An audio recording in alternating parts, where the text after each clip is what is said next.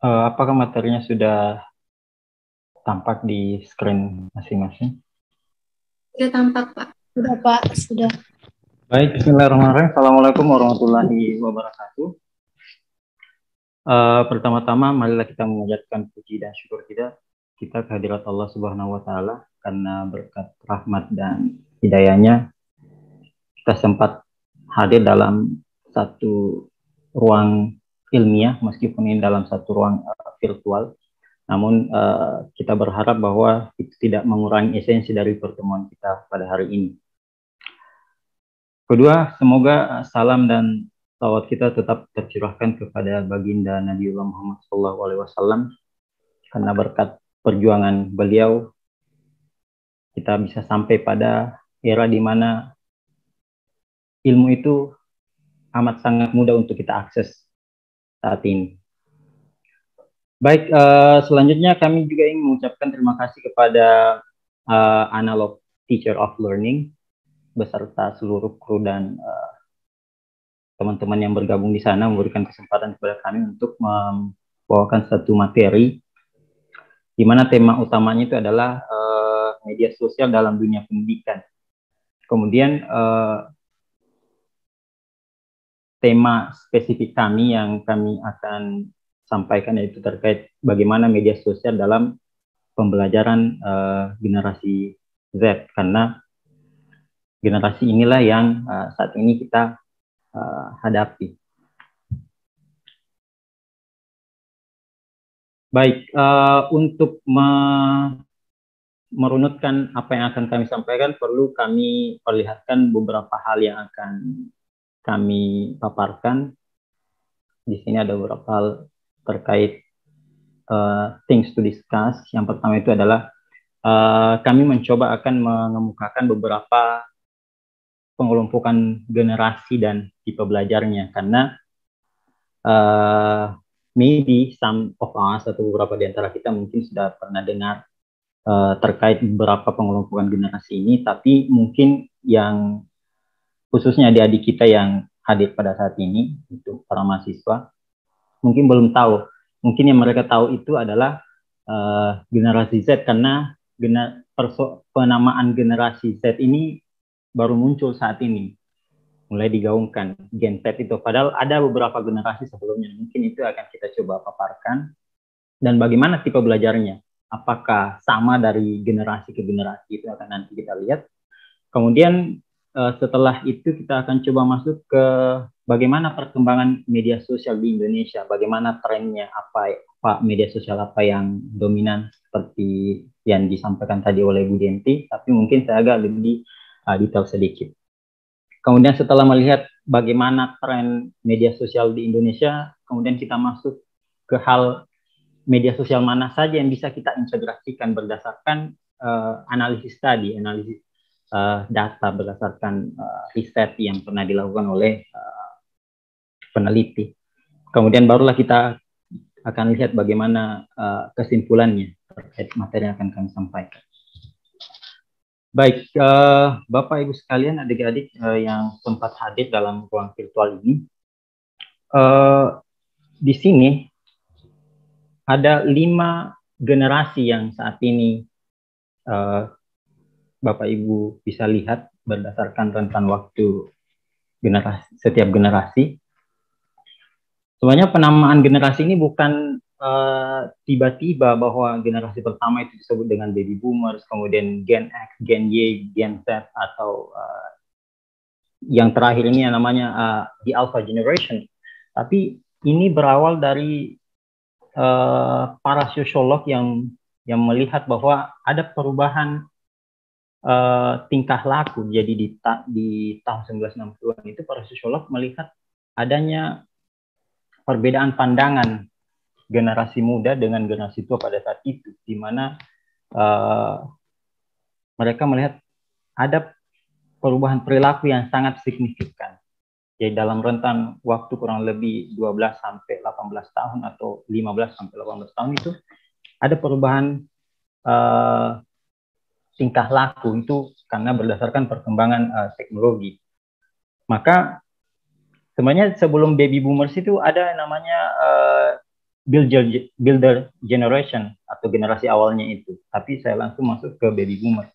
Baby boomers ini sendiri bukan sekedar sekonyong-konyong begitu saja langsung disebut baby boomers, tapi pada rentan waktu 1946 sampai 64 itu memang angka bayi di dunia itu memang melonjak pada saat angka bayi yang lahir pada saat itu.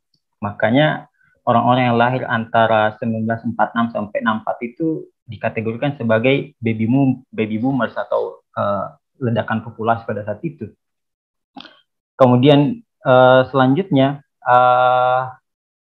masuk ke generasi selanjutnya, yakni generasi X, ya ini generasi yang lahir antara 1965 sampai 1980. Jadi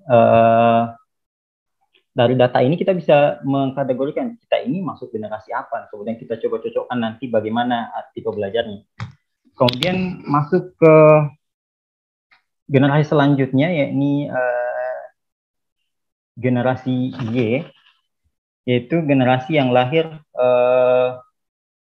antara 1981 sampai 1996.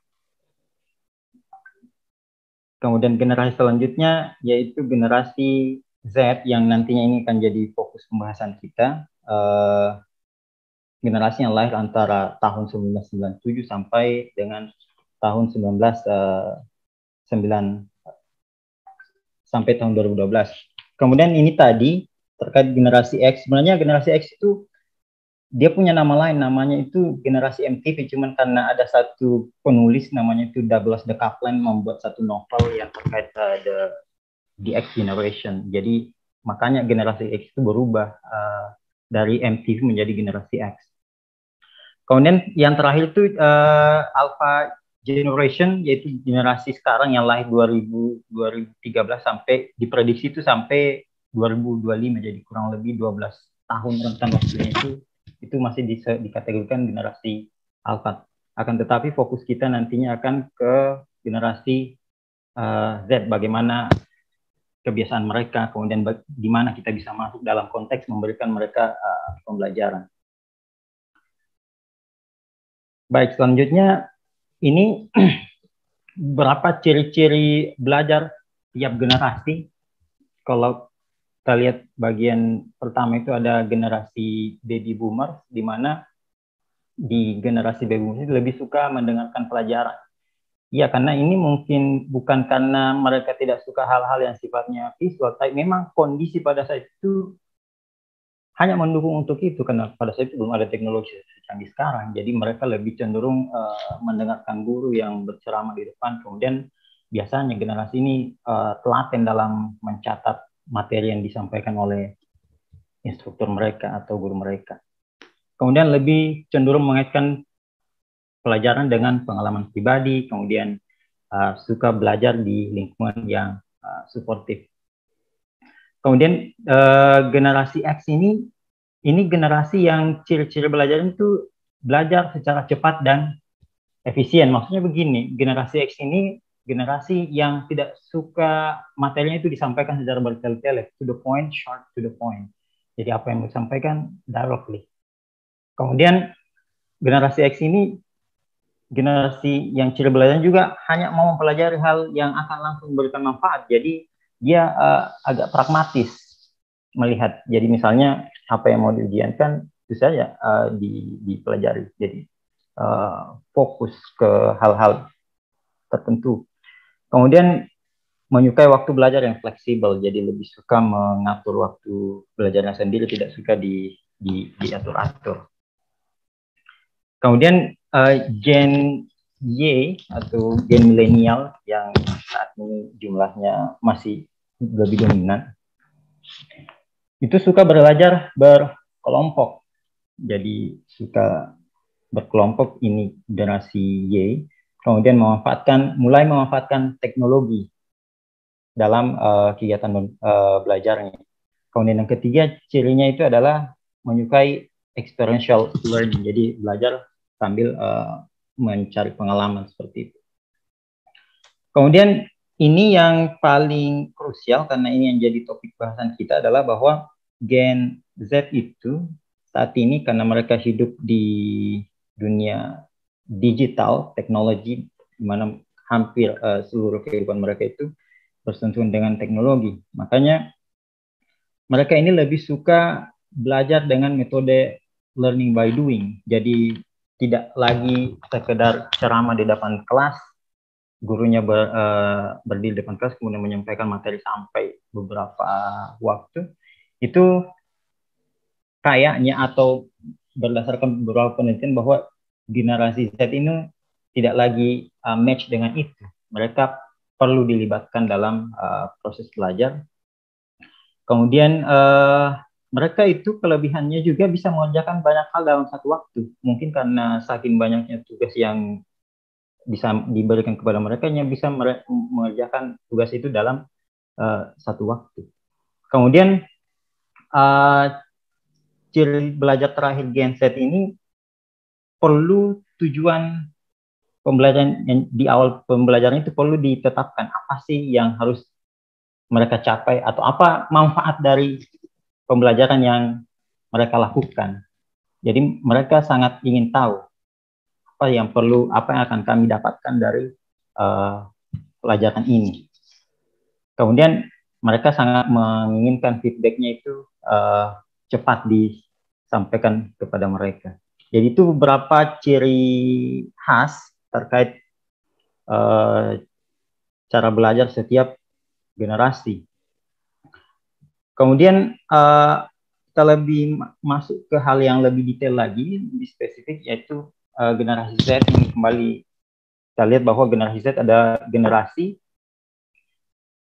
yang lahir dan hidup di era teknologi mulai berkembang. Maka kelompok ini sangat akrab dengan internet, smartphone.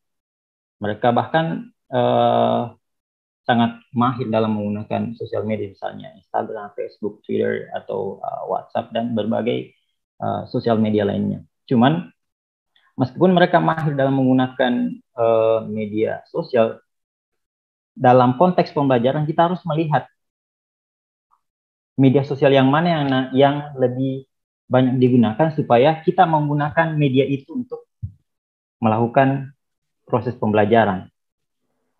Nah, kalau kita lihat trennya ini jumlah pengguna aktif sosial media di Indonesia. Jadi ini perkembangan sosial media di Indonesia. Ini data dari 2015 sampai 2022. Di bulan Januari 2022 itu sekitar 191 juta pengguna. Ini kalau kita lihat dengan populasi penduduk Indonesia saat ini yang kurang lebih 293 juta, ini hampir 70%-nya, kurang lebih 70% dari penduduk Indonesia itu menggunakan atau aktif dalam menggunakan sosial media. Jadi saya ulangi bahwa sekitar 70% penduduk kita itu aktif menggunakan sosial media. Jadi adalah satu hal yang perlu kalau media sosial itu kita integrasikan nantinya dalam proses belajar, karena ini sudah menjadi bagian dari kehidupan masyarakat Indonesia, khususnya nanti para siswa atau mahasiswa kita. Nah, kemudian saya masuk ke hal tadi, sebenarnya ini sudah disampaikan juga oleh Bu Dian, terkait the most used social media. Jadi sosial media yang paling sering digunakan oleh masyarakat di Indonesia itu adalah WhatsApp, mencapai angka 88% dari total tadi itu 191 juta sekian. Kemudian disusul oleh Instagram 84% sekian. Kemudian ada di peringkat ketiga itu ada Facebook yang juga dominan digunakan sekitar 81,30%. Kemudian di bawahnya itu ada TikTok, Telegram, dan Twitter.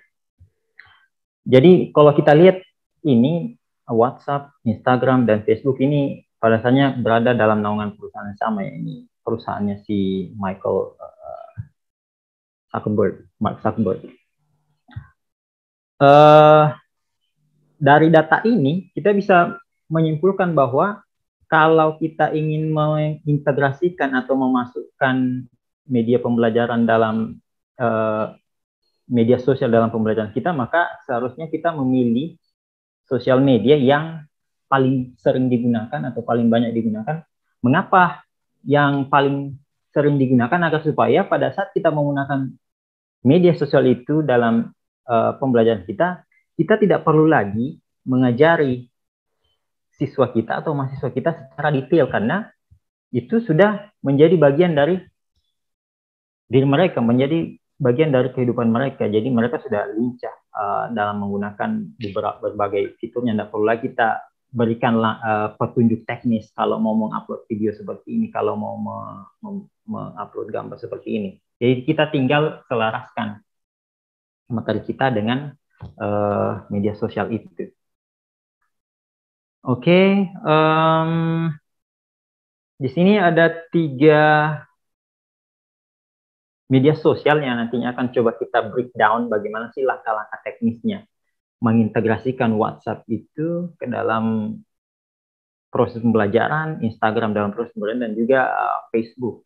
Ini mungkin sudah pernah juga dibahas di beberapa webinar sebelumnya. Baik, kami akan mulai pada WhatsApp. Dalam WhatsApp sendiri itu ada beberapa fitur yang ini bisa kita manfaatkan untuk melakukan pembelajaran. Misalnya kita bisa manfaatkan fitur WhatsApp Group, kemudian ada fitur video call yang ini bisa memuat sampai 40 partisipan atau 40 peserta. Kemudian kita di sana juga ada voice note, kemudian ada sticker or emoji yang bisa kita gunakan untuk memberikan penguatan atau reinforcement. Nah, bagaimana langkah-langkah teknisnya menggunakan WhatsApp dalam proses pembelajaran? Jadi kita buat beberapa tahapan. Jadi kalau di sini kami membuatnya itu 3 tahapan. Tahapan pertama itu adalah membuat WhatsApp group dulu.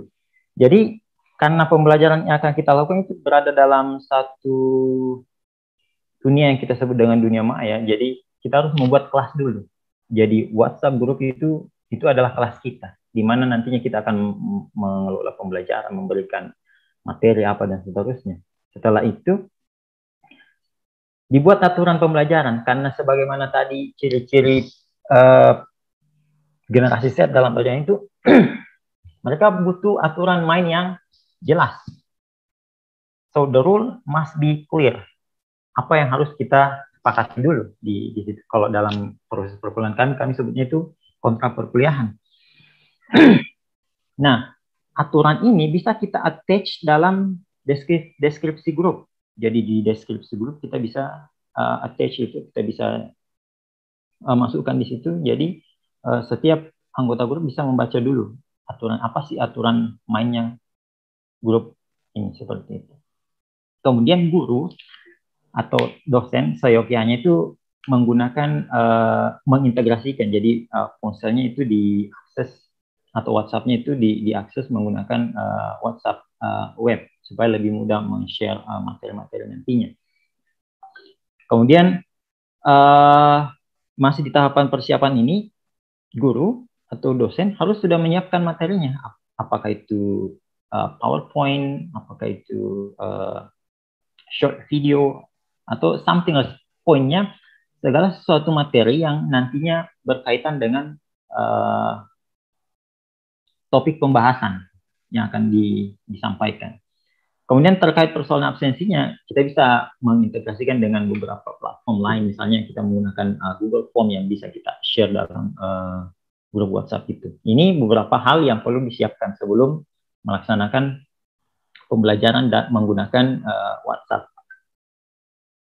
Kemudian di tahapan pelaksanaan, jadi ketika persiapannya itu sudah selesai, maksudnya sudah fix, minimal tadi itu ada beberapa poin, maka yang kita lakukan adalah meminta siswa kita atau mahasiswa kita membaca atau menyimak materi yang kita sampaikan, tapi kita berikan waktu tertentu, berapa waktu yang kita siapkan untuk mereka membaca PowerPoint kita, mendengarkan video yang kita share ke mereka, dan seterusnya. Setelah itu, barulah kita buka ruang diskusi dalam grup itu. Apa yang mereka kurang pahami, apa yang perlu untuk dijelaskan kembali, dan seterusnya. Kemudian guru sebagai admin di situ, sebagai bentuk reinforcement atau penguatan kepada mungkin beberapa siswa sudah menanggapi bahwa yang mereka ingin tanyakan seperti ini, yang mereka pahami seperti ini, dan seterusnya. Kita bisa menggunakan fitur stiker atau emoji yang ada dalam aplikasi WhatsApp itu untuk memberikan penguatan, apakah itu dalam bentuk jempol, tepuk tangan, apa, dan seterusnya. Jadi berbagai hal yang bisa kita gunakan di situ untuk memberikan penguatan. Jadi siswa yang nantinya menjawab atau memberikan pertanyaan, kita berapresiasi dengan menggunakan simbol-simbol itu, simbol-simbol yang disiapkan dalam fitur WhatsApp. Kemudian bahkan jika perlu kita bisa menggunakan fitur voice note untuk memberikan tadi itu. Voice note bisa digunakan untuk memberikan penjelasan tambahan, memberikan penguatan dalam bentuk verbal. Jadi itu bisa dilakukan supaya kelas lebih aktif, kemudian siswa juga lebih merasa diapresiasi bahwa mereka itu tidak hanya sekedar masuk dalam grup, kemudian baca materi, kemudian kerjakan tugas, and nothing else, but ada apresiasi dari tutor atau guru di situ. Kemudian the next step, tahapan penutupnya. Nah, ini yang penting supaya karena tadi asumsinya bahwa WhatsApp group itu adalah kelas.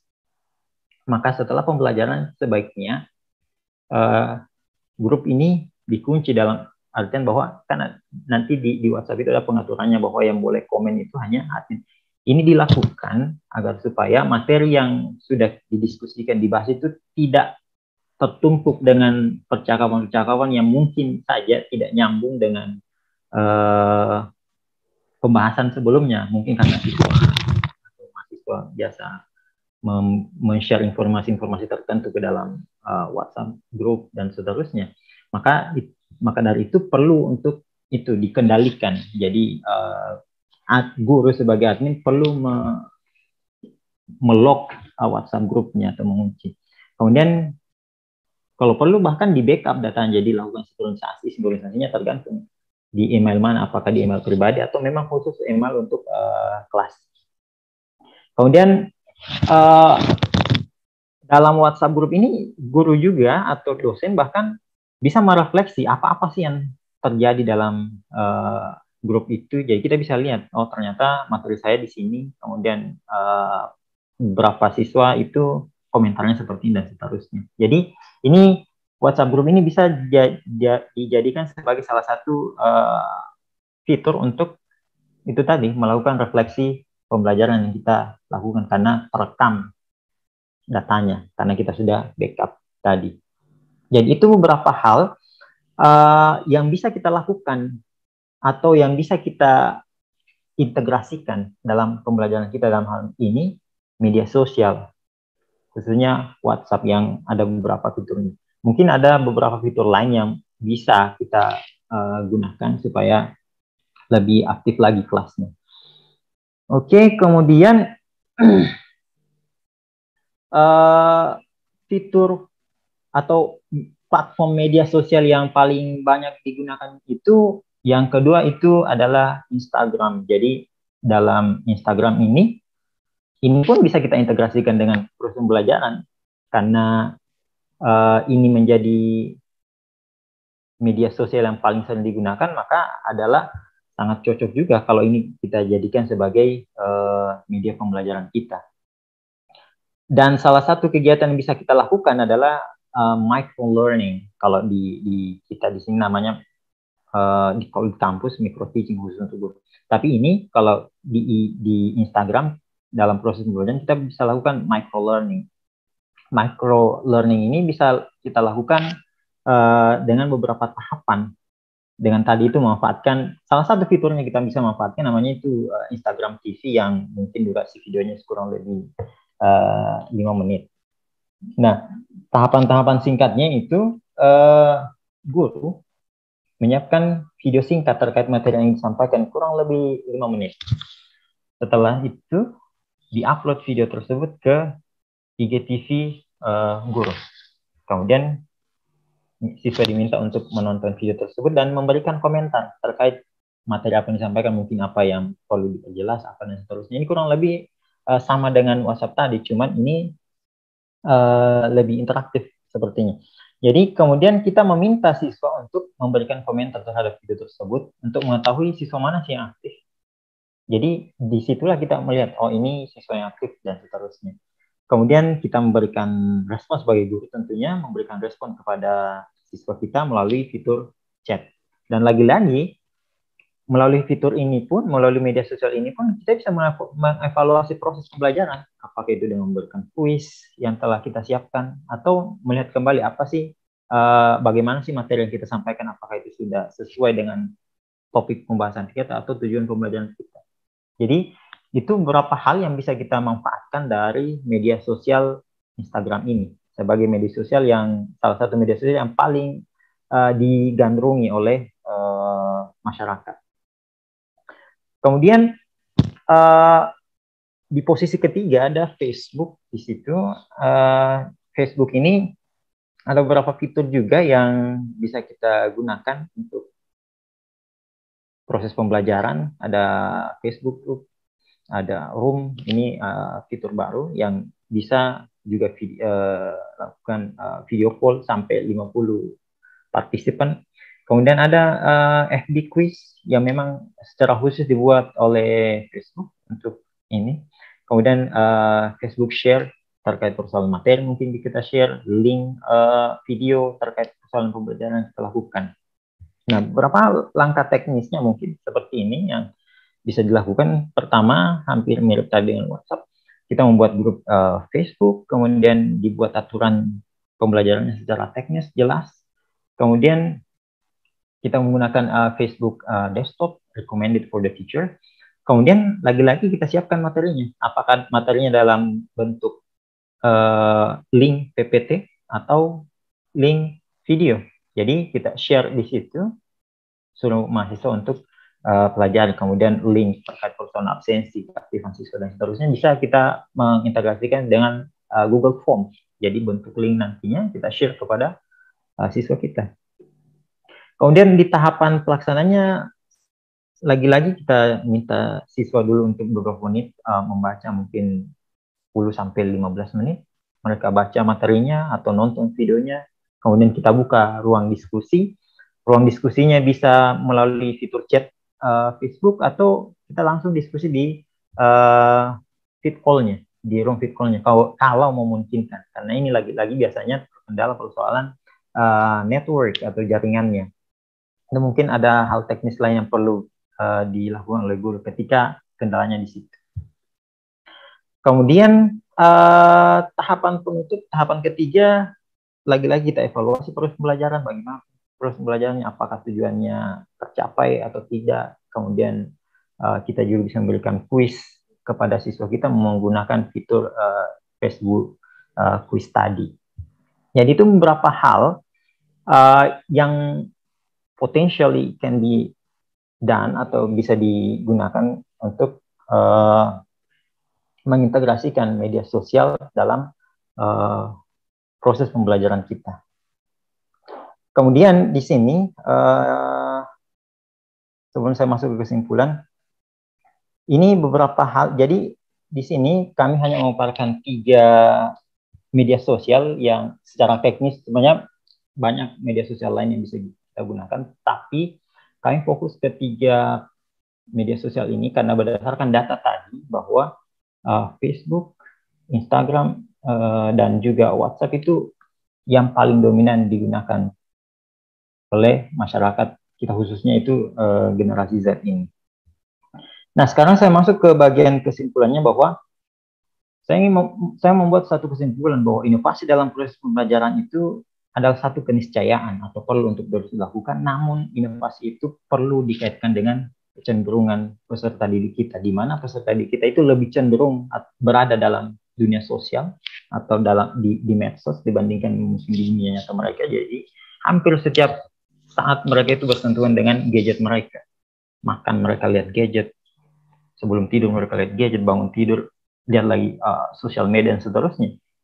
Sehingga saya rasa ada satu ungkapan bijak yang mengatakan bahwa ajarilah anak-anakmu sesuai dengan zamannya, karena mereka hidup di zaman mereka, bukan pada zamanmu. Sesungguhnya mereka itu diciptakan untuk zamannya, sedangkan kita diciptakan untuk zaman kita sendiri, atau kalian diciptakan untuk zaman kalian. Artinya, ilmu itu bersifat dinamis dan tidak tetap. Sebagaimana yang kita lihat sebelumnya, lintas generasi, setiap 12 atau 15 tahun itu berubah dinamikanya. Maka keberadaannya harus menyesuaikan dengan kondisi sekarang dan kehidupan masa depan. Yang kami maksudkan di sini adalah bahwa